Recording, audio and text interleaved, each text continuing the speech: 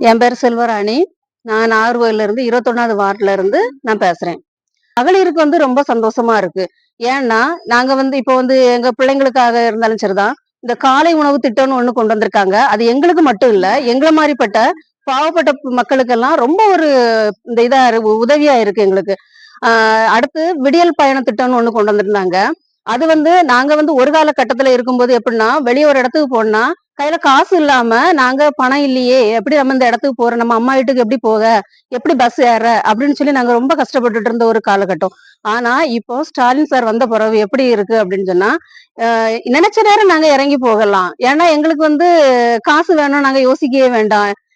நாங்க சும்மா ஃப்ரீயா அந்த பஸ்ல ஏறி ரொம்ப ஹாப்பியா, ஜாலியா போயிட்டு போக வேண்டிய இடங்களுக்கு அப்படி போயிட்டு எடுத்துட்டு வரோம். ரொம்ப சந்தோஷமா இருக்கு. அதுக்கப்புறம் பார்த்தா அந்த புதுமை பெண் திட்டம், மகளிர் உரிமை திட்டம் அதெல்லாம் ரொம்ப வரவேற்கத்தக்கதா யாருமே இதுவரைக்கும் இப்படிலாம் யோசிச்சது கிடையாது. ஆனா இப்ப நாங்க அவ்வளவு சேர்ந்து நாங்க செயல்பட்டுட்டு இருக்கோம். எதனால செயல்பட்டுட்டு இருக்கோம்னா, இந்த ஆட்சி திருப்பி எங்களுக்கு அமையணும். அவங்க ஜெயிச்சே ஆகணும். நாங்க அவங்கள ஜெயிக்க வைப்போம். எப்ப நம்ம நாகர்கோவில் மாநகராட்சியில அடுத்து எம்எல்ஏ வேட்பாளராட்டு நம்ம ஆஸ்டின் சார் நிக்கிறாங்க. கண்டிப்பா அவங்களே நாங்க ஜெயிக்க அவங்க ஒரு நல்ல மனிதர். அவங்க எப்பவுமே ஒரு மனசாட்சி உள்ளவங்க. எந்த நேரம் எப்போ ஒரு உதவி கேட்டாலும் எங்கள மீட் பண்ணுவாங்க. நம்ம எப்ப யாரோட உதவியோட நம்ம மீட் பண்ணணும்னு தேவை கிடையாது. அவங்க அப்படி ஒரு நல்ல மனிதர். அதனால கண்டிப்பா நாங்க அவங்கள ஜெயிக்க வைப்போம். ஜெயிக்க வச்சு நாங்க இந்த ஆட்சியை தொடர கண்டிப்பா வைப்போம்.